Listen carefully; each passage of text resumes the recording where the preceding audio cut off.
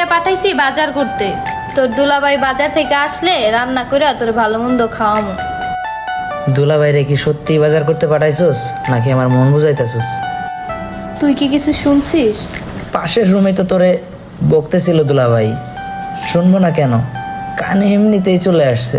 আপুরে আব্বা খুব সমস্যাতে আছে, থাকার ভিটামাটি ছাড়া আমাদের আর কিচ্ছুই নাই।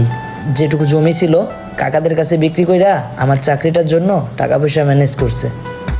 আব্বাই খুব চেষ্টা করছিল দুলাভাইরে টাকা দেওয়ার জন্য, কিন্তু কোনোভাবেই পারে নাই।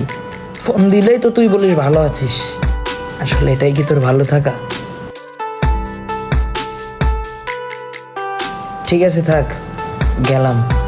যদি কোনোদিন চাকরি কইরা আমাদের সংসারে হাল ধরতে পারি, সেদিন টাকা দিয়া দুলাভাইয়ের কাছ থেকে তোর সুখ কিনা দেবো। ভাই পানিটা তো খায়া যা। আচ্ছা দে।